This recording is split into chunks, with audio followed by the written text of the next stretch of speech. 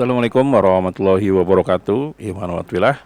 Ada podcast yang sangat menarik ya, yang diadakan oleh Total Politik, di mana di sini narasumbernya adalah ex penyidik KPK yaitu Bung Yudi Purnomo. Nah, Bung Yudi Purnomo ini sempat berbicara hal yang sama itu pada acara Rakyat Bersuara yang dipandu oleh Aiman. Namun yang berbedanya dengan podcast ini itu adalah Bung Yudi Purnomo menyebutkan pada akhirnya siapa yang berusaha menekan atau memesan atau melakukan kriminalisasi terhadap Anies Baswedan dalam kasus di Formula E. Nah, pada video ini Bung Yudi Purnomo benar-benar menyebutkan orangnya, bukan inisialnya lagi. Nah, pertanyaannya apakah itu Jokowi atau mungkin ada orang lain yang memang berkeinginan atau kayaknya ngebet banget gitu agar Anies bisa menjadi tahanan dari KPK. Nah, tolong disimak baik-baik ya. Videonya juga tidak lama, kurang lebih 5 menit. Nah, di sini teman-teman akan mendengar langsung dari Bung Yudi Purnomo siapa orang yang melakukan kriminalisasi terhadap Anies Baswedan dalam kasus Formula E. Nah, bagaimana videonya? Mari kita simak berikut ini. Saya misalnya disuruh naikin A, kalau nggak ada buktinya nggak mungkin. Contoh misalnya Formula E, kita lihat kan bagaimana katanya Pak Anies mau dijadikan tersangka. Ya sampai sekarang nggak jadi tersangka. Kalau benar ini adalah KPK-nya menurut pengacaranya Hasto Ediski Jokowi, kemudian Hasto mengatakan waktu di podcastnya siapa gitu ya, ya mengatakan bahwa Jokowi ingin mentersangkakan Anies, ya itu perintah Jokowi, itu perintah Jokowi. Ya kan, tapi kan nggak ada bukti. Sama seperti waktu Bang Novel ada di KPK. Kan dituduh tuh sama buzzer-buzzer yang sekarang udah berubah halauan. Katanya, wah ini Anies nggak naik karena ada Bang Novel. Begitu Bang Novel disingkirkan, waktu zaman Firly yang sangat ingin menaikkan Anies, nggak naik juga. Kan? Karena bukti, tadi saya katakan, kalau misalnya di KPK itu nggak ada bukti, nggak akan ada orang berani ya menaikkan. Bahkan kalaupun megang pimpinan KPK sekalipun, kan tetap menjalan penyidik. Ada penyidik pun mau cawe-cawe nggak akan bisa. Mereka penyidiknya macam-macam. Di KPK itu dari kejaksaan, dari kepolisian, dari penyidik KPK-nya sendiri, dari penyidik PPNS, dari kementerian-kementerian ada di situ. Makanya kenapa di KPK ya itu red flag lah ketika orang bilang wah KPK dikuasai ini. Ya mungkin mereka merasa oh dekat dengan ini ya, oh ini dipilih misalnya pimpinan. Tapi kan di KPK itu bukan sistem komando yang enggak. Tetapi di KPK itu tadi saya katakan semua punya hak suara, hak bicara. Ya walaupun sekarang mungkin levelnya saya akuin turun ya semenjak jadi ASN. Tetapi kalau penegakan hukum nggak mungkin main-main. Tadi saya katakan kalau misalnya dia megang penyidik nih misalnya kan, penyidik kan macam-macam satu satgas itu. Makanya bagusnya KPK gitu. Jadi kalau ada penyidik dari unsur dari mana, misalnya dia bermain, ya pasti sendirian. Dia nggak mungkin ngajak dari misalnya instansi yang lain. Wah, bisa lu bisa dilaporin. Oh, jadi saling ada check and balance di dalam itu, Bang ya. Oh, ya walaupun kadang ya sering ini ya debat, tapi nggak masalah menurut saya. Itu dinamika. Misalnya waktu saya jadi ketua wadah pegawai, misalnya waktu itu kan kita tahu saya disomasi di apa ya nggak jadi masalah. Ya kan? Kemudian ya sekarang bahwa ketika dikatakan pimpinannya dipilih sama Jokowi, pilih sama Jokowi 10 itu kan. Tapi kan kemudian prosesnya di akhir kan Pak Prabowo. Dan tadi Bang Yudi sempat singgung soal Anies misalnya. Ya. Itu apa kepentingannya Bang? Memang berarti memang ada kan upaya untuk tersangkakan Anies, upaya itu ada kan berarti? Ya ada keinginan.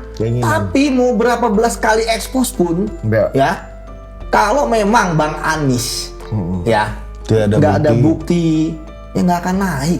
Mau siapapun yang memerintahkan, ya mau kemudian supaya ini terkait dengan politik zaman dulu gitu kan, ya nggak akan bisa gitu. Saya juga nggak paham gitu ya. Kalau misalnya dikatakan bahwa ada intervensi, saya katakan kasus Anies sudah tersangka Anies. Yang mau Anies tersangka waktu itu siapa? Firly? Iya pastilah gitu ya. Makanya kan mengapa dipulangkan, ya kan? Seperti itu. Jadi makanya kenapa ya tadi saya katakan bahwa sebenarnya ya KPK itu sekali lagi nggak akan sulit mentersangkakan orang kalau memang dia nggak ada buktinya. Ya. Oh, menurut Abang Ditarget. Firly ini bukan suruhan Jokowi berarti? Ya enggak lah. Kan Jokowi ini kan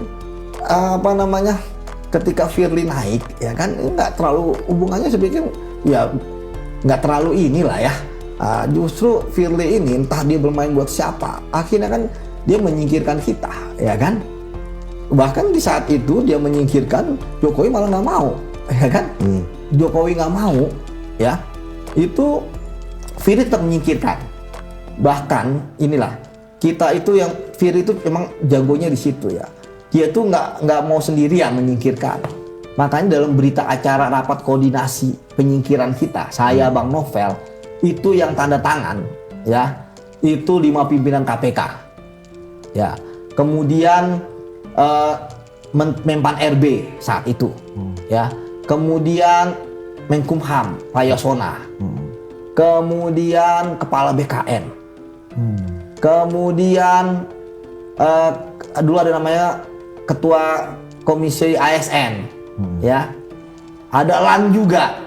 Jadi Lengkap ya? Jadi lengkap untuk menyingkirkan kita. Bahkan tesnya itu pun tes wawasan kebangsaan itu melibatkan BIN misalnya. Ini kan sungguh aneh dalam undang-undang yang hanya alih status gitu ya. Ada hanya administrasi. Nah, ketika dikatakan bahwa kok kebetulan gitu ya. Kok kebetulan semua anggotanya ada pegawai pengurusnya. Kok kebetulan orang-orang yang menangani suatu perkara. Seperti itu. Jadi ini menarik gitu. Kenapa Firly pengen banget gitu ya. Dan tadi saya katakan ketika misalnya Bang Novel sudah tersingkir pun, Bang Anies pun tetap nggak jadi tersangka. Ketika dulu dituduh-tuduh gitu ya. Ya karena apa, nggak ada bukti. Dan katakan sampai sekarang pun ya nggak mungkin ya kalau nggak ada alat buktinya. Dan itu aja sudah menurut saya paling jelas lah. Jadi ketika Hasto KPK mentersangkakan, ya tentu ada alat bukti, ada perbuatannya. Gitu. Nggak mungkin kosongan lah ya. Nggak mungkin kosongan, gitu.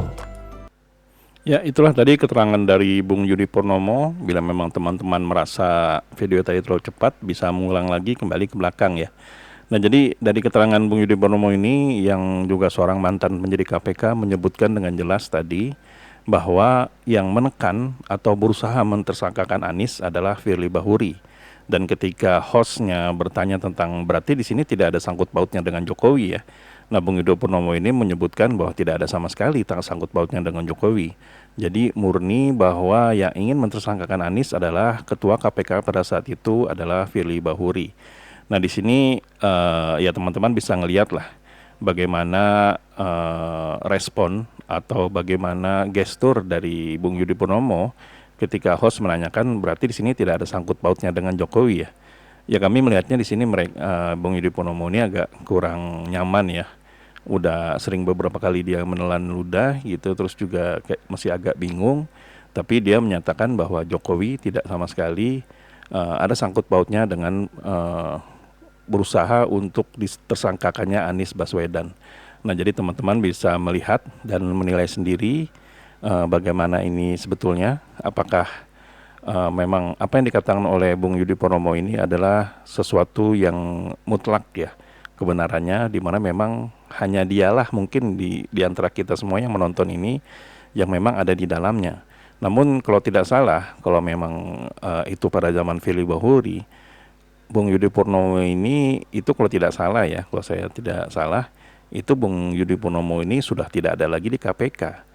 Karena memang ketika awal menjadi ketua KPK, itu timnya dari Firly Bahuri seperti yang diterangkan tadi, itu menyelenggarakan suatu uji apa gitu, uji kebangsaan ya kalau nggak salah ya. Dan pada akhirnya Bung Yudi Purnomo dan beberapa orang lainnya yaitu Bung Novel Baswedan dan juga yang lainnya itu tidak lagi menjadi anggota KPK. Nah, jadi agak menarik juga keterangan dari Bung Yudi Purnomo kenapa dia bisa begitu yakin kalau yang ingin mentersangkakannya adalah Firly Bahuri. Apa mungkin ada informasi dari orang dalam? Apa mungkin memang dia tahu sendiri, tahu langsung, atau bagaimana? Ya, kita tidak bisa mengatakan bahwa dia 100% benar atau dia 100% salah. Kita lihat saja nanti ke depannya apakah memang bakal terkuak siapa yang berusaha untuk mengkriminalisasi Anies Baswedan dalam Formula E, atau memang sudah fix kalau itu orang itu adalah Firly Bahuri. Kita tidak bisa menyangka 100% sampai dengan kalau nantinya ada penyelidikan mengenai hal ini. Nah, kalau ada yang ingin disampaikan oleh teman-teman mengenai kasus ini, silakan tuliskan di kolom komentar ya. Sampai di sini dulu Eden Project. Beri memang kami ada salah kata atau salah data, kami mohon maaf. Wabillahi taufiq wal hidayah. Wassalamualaikum warahmatullahi wabarakatuh.